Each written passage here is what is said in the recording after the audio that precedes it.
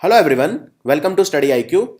In this video of StudyIQ, I will be focusing on a burning issue that has been covered extensively in the media and is being covered in the media as we speak. It is called mob lynching. So we will cover the social aspect, we will cover the psychological aspect and how we can control mob lynching. What is the way to go about it? What is lynching? Lynching basically means when a crowd outnumbers someone or some people and they kill that person because they think that that person has committed a crime. Now please note, there is an important difference here. That is, the crowd thinks that that person has committed an offense or a crime, whereas it is possible that in the eyes of the law, it is not a crime.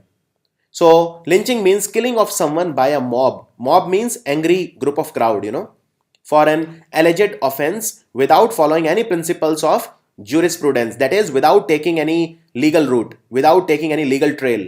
That is called lynching. So it is simply an extrajudicial punishment by an informal group. Extrajudicial means not following the due process of law. So lynching, how it is different from a murder and how it is different from terrorism, I'll tell you. So it is different from murder because a murder may occur in private, but a lynching, it is always a public spectacle. It demands an audience. That is one key difference between a murder and a lynching. And how is lynching different when it comes to the psychology of lynching? Lynching is done to send a clear message. Clear message to whom? To the masses.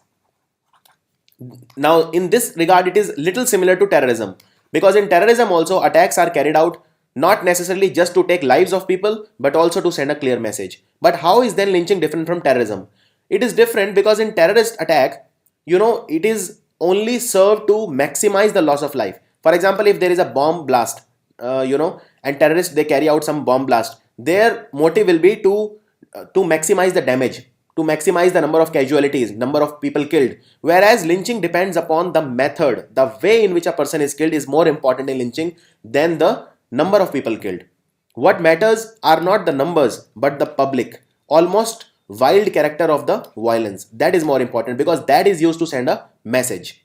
And lynching shows a sort of a domination. It is a majority's way of telling a minority population that the law cannot protect it. So the people who lynch others, they are always dominant. They want to show their dominance, and that is a very important point. It is not just the killing, but it is their dominance, the psychology of dominance. So way of killing or motive is more important than the number of people who are killed. So there have been numerous instances, especially in the last 3 years. For example, it all started with Muhammad Akhlaq, who was accused of having beef in his possession, which was later revealed that it was not actually beef, it was mutton. But had it been beef also, he had the right to life. Then these instances increased. Saharanpur, for example, a 20-year-old guy was beaten to death because he was carrying cattle.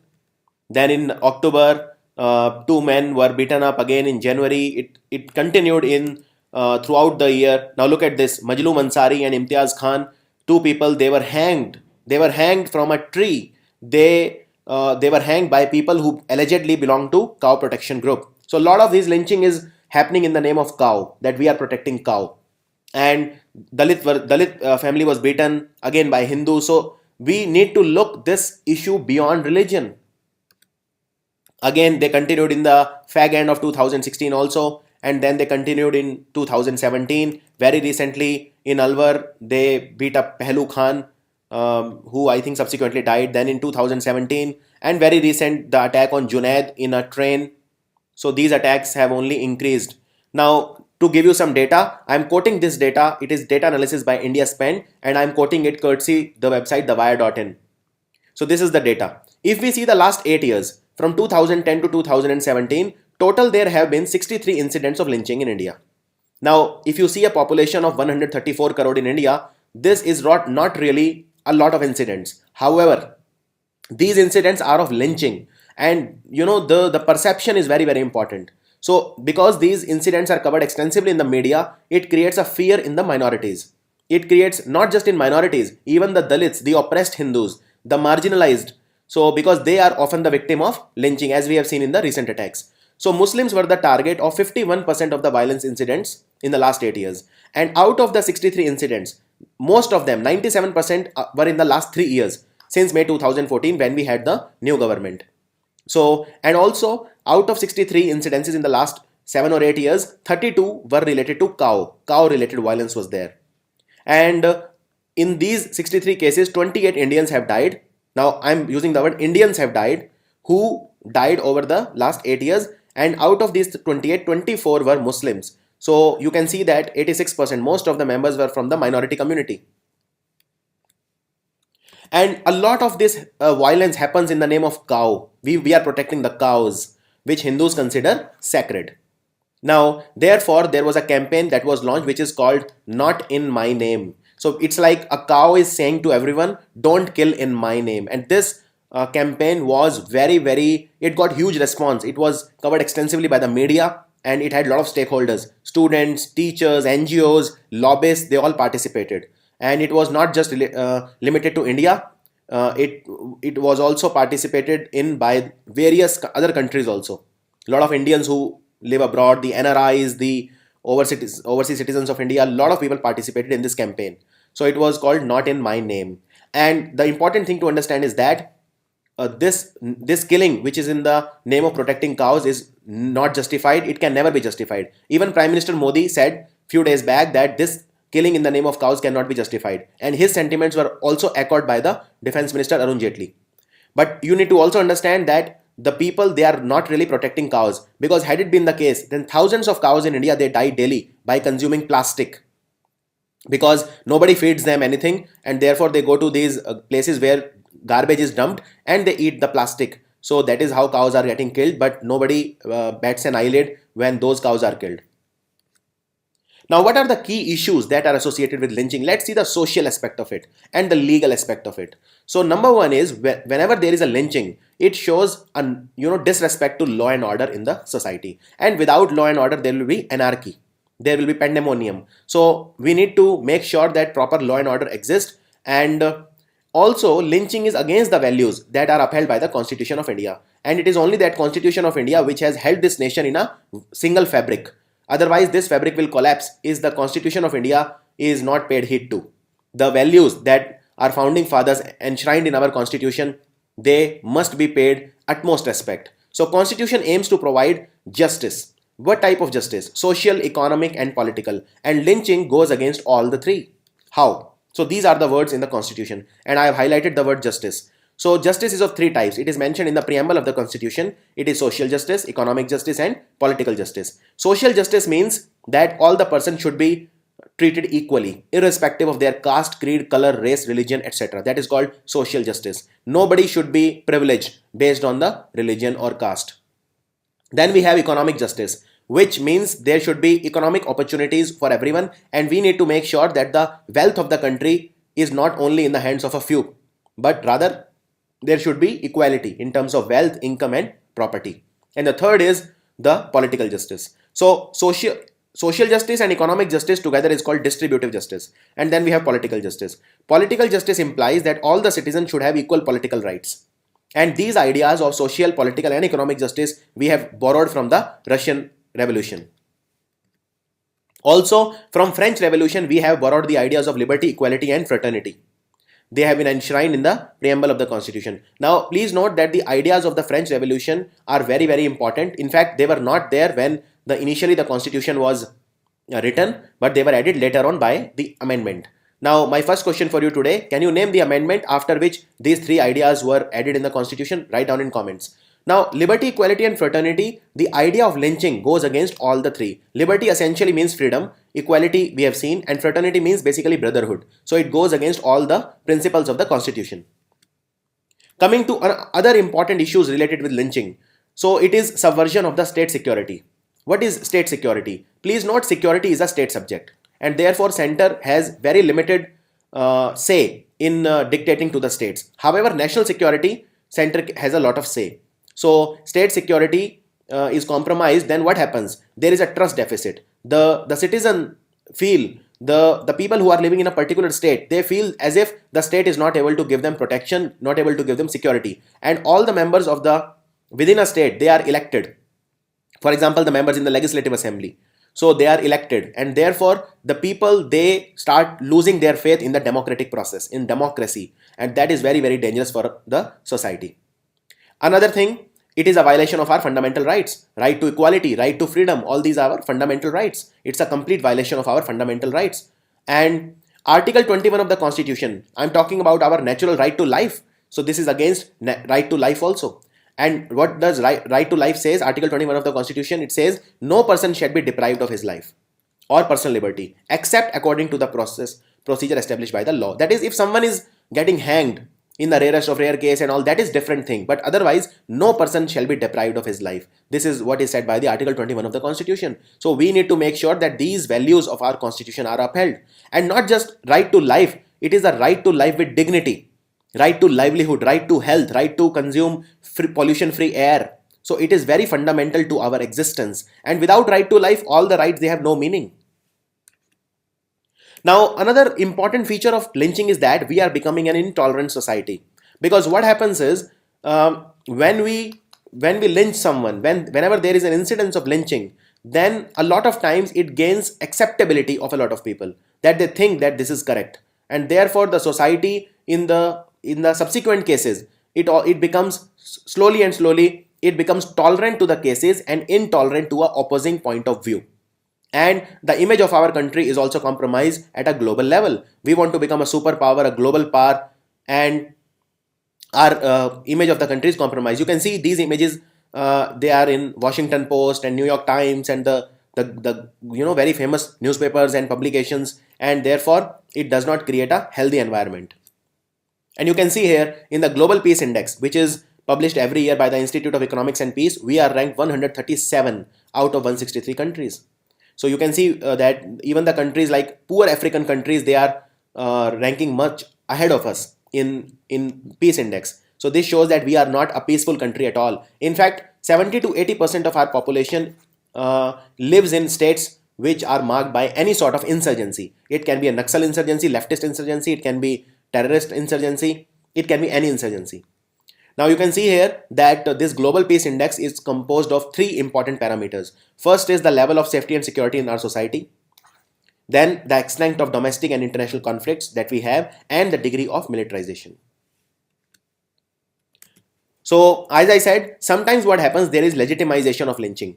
The public opinion is such that, this lynching happened and therefore now it's good that the people will learn lesson. However, they fail to acknowledge that this is against the principles of our constitution, and eventually this is not for the betterment, but this will be a disaster in the long term for the society, and therefore future incidences look trivial. So we need to stand up and make the people accountable, keep our political parties on their toes, because even one person lynched is too many, and the diffidence, the silence, it only emboldens and motivates the perpetrators of the crime. Now let's come to another social aspect of lynching, the majority and the minority issue. So a lot of times this majority can be the high caste, upper caste, and minority can be the Dalits in a lynching. Or it can be, majority can be the Hindu religion and minority can be the other minorities, like for example the Muslims. And this is a very, very serious issue because it goes against the secular fabric of the country. Now why does this happen actually? Why this public opinion sometimes legitimizes lynching? Because sometimes the majority feels that there is too much of minority appeasement, and there are states and there are articles published again and again. For example, in West Bengal, there is a general opinion that the government there always favors the minorities over the majority. So there is minority appeasement. What does it do? It kind of alienates the majority. So majority of the people, they start feeling as victims. So that is called majority victimhood. And therefore, if there is any lynching incident against the majority will feel that, okay, it is done in the right spirit. Whereas that is not the case. Sometimes minority victimhood is there, that the minorities feel that they are alienated in the country and they are oppressed. So these are the social factors that contribute to lynching and the legitimization of lynching by the public. In fact, just last month, Junaid was killed in a train in broad daylight. And the people who were sitting in the train, they were egging on the perpetrators of the crime. They were as much a part of the crime, because they were just telling the lynchers to go ahead and do it. And they kind of legitimized the killing of Junaid. So that is what I mean by majority victimhood. The majority, they are kind of feeling a sense of victimhood in the country. And a lot of times there is politicization of lynching. I mean, that's obvious, because what happens is, like, security is a state subject, right? So the state, so the central government, it blames the state, and the state blames the center. For example, if there is a lynching in Karnataka, let's say, so Karnataka has a Congress government, and in the center we have the BJP government, the NDA government. So the Karnataka will blame the center, saying that it is the general environment in the country is like that, and it is the center's fault, which is also being reflected in the state. And the state will blame the center, and center will say that security is a state subject, so state has to get its act together and provide security to the citizen, and they are not able to do so. So there is always politicization and blame game and passing on the buck. Sometimes there is strategic silence. Like, for example, the political parties, they will not, their top leaders, the top echelons will not comment immediately on the lynching, but they will have strategic silence. And only after some time, when the matter is relatively cold, they will break the ice. We have seen that Pradhan Mantri Modi did not speak a word for 3 to 4 months, and then very recently only he spoke about the lynching. If he probably had done it earlier, probably there would have been less incidents of lynching. That is what is said by a lot of experts. Now, religion is also involved, and there are a lot of loopholes in the legal framework. So the people who do lynching, the oppressors or the criminals, they know that our legal framework is not strong. For example, the court cases, they run for years in India. The police reforms, they have not been carried out. They are very slow.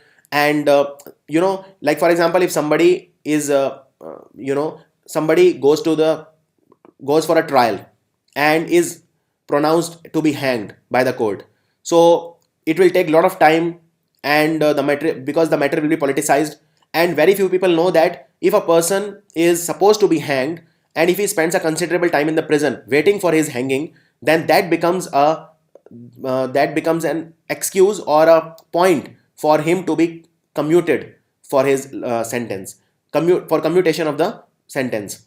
So these things also happen. These are all the loopholes in our legal framework, and the cases are reported deliberately in a different way, often to portray them as commonplace. For example, Junaid, when he was killed, it was reported that there was a fight over the seat in a train.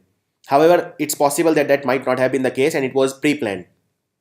Also, why the lynchers, they become more bold is because the crowd has no face. So they're like 20 people, they gather and they kill someone. Crowd has no face. And I mean, they kill at places where there are no CCTV cameras. Sometimes they cover their faces. So even if there is CCTV camera, it won't make a difference.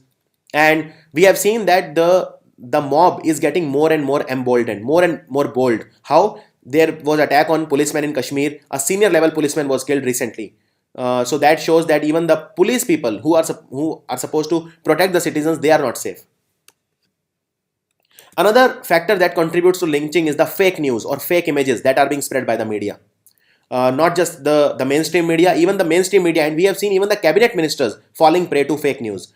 And what they do is they spread fake news on WhatsApp and all these Telegram, and just when there is fake news, they write at the bottom that the paid media will not show you this. So it kind of creates an impression to the people that, okay, yeah, they are right, because paid media is paid. So they attack the mainstream media. They try to render mainstream media as corrupt.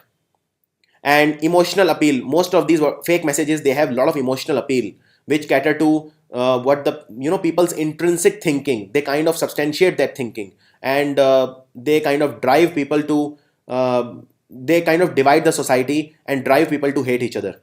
Also, there is lack of digital literacy in India. People don't know how to report fake news, fake images, and sometimes people who are new to WhatsApp and Instagram, and they feel whatever is shared on WhatsApp is true, and readily they share it without even verifying it. Also, there is lack of prosperity in India. The poor people, it's very easy to incite people who have a hungry stomach for violence. In fact, most of the cases, 52% of the 63 attacks in the last 8 years were based on rumors. In fact, one incident that comes to mind is the lynching of Muhammad Naeem in Jharkhand. He has 3 children also, and he was lynched based on a fake news.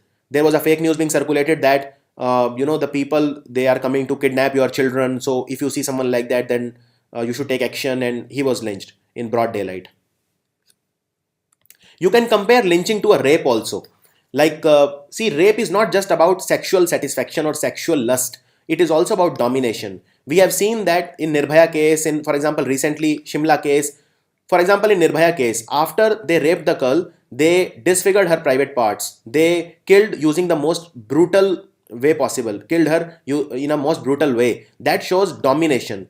So when you exert your domination, then there is rape, and it is not just related to the sexual part of it. So that is a very important psychological thing that you need to remember regarding lynching and rape both. So, and one thing you will notice is that we are increasingly becoming a society which is desensitized, which is not very sensitive to these things. So for example, if you hear a news these days that there is a, let's say, one-on-one rape, which means one man has raped one woman, so people are like, okay, it's just one-on-one, it does not cause the same amount of hate for the crime, you know. But if there is a gang rape or gang rape followed by a brutal murder, only then that comes in the news, that kind of moves the public. Otherwise, one-on-one rape and these in today's time and age, they have become quite commonplace. So that shows the kind of society that we are becoming. We are increasingly becoming apathetic to such cases. Now, we must also look at lynching beyond religion. This is very important. It is based on caste oppression also. For example, in Gujarat, 7 people who were skinning the cow, dead cow, they were beaten in broad daylight, brutally beaten. And they don't know the economics of it. For example, in India, in leather export, 2.5 million people they work. Most of them are scheduled caste. And 8 lakh Dalits, they earn a living by flaying the skin of dead cattle. That is, removing the skin of dead cattle. And it's a big business, leather exports. So that's the economics part of it. But the perception that they create is that, for example, in fake news, they will spread it as the Muslims, they are trying to eat beef only to hurt the Hindu sentiments. Or they will spread a fake news that, the Dalits are flaying the skin of dead cattle, dead cow to hurt the Hindu sentiments. Or they will spread a fake news. They will show some video of something happened in Bangladesh or Middle East, and they will say that in India, in West Bengal, a Hindu is being killed by 10 Muslims. So stand up for your brothers. And so such kind of hate is spread by fake media. Even Dr. Ambedkar, he said about this thing in, like for example, the Brahmins, they were very dominant in earlier days. And they used to oppress the Dalits rather. And they used to say that the Dalits, they eat the meat of the dead cattle. So therefore, that becomes a ground for social boycott. So they used to practice untouchability against the Dalits, saying that they eat the meat of the dead cattle. So again, lynching, there is a broader theme to it. It is related to caste also and religion also. So our nation is in danger. Why? Now, it is in danger because the lynching, it compromises our ideals. These ideals have been given to us by our founding fathers. For example, doctrine of ahimsa or non-violence was given by Mahatma Gandhi. Satyagraha, which means always fight for the truth. Sarvodaya, which means upliftment of everyone, all the classes, all caste. We are a secular country. We must remain secular. And whoever is silent on this issue is complicit in the crime. Non-violence, as said by Gandhiji, is the utmost duty. And we need to be sensitive. We don't need to become an apathetic society like we have become in the case of rape, for example. Because what will happen is, if we remain quiet about lynching, then tomorrow, lynching will become very commonplace.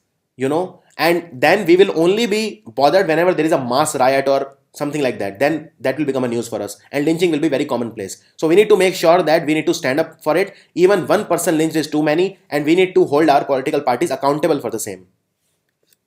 So that was the issue of lynching. I hope I was able to develop some important perspectives for your exams and answer writing. Thanks a lot.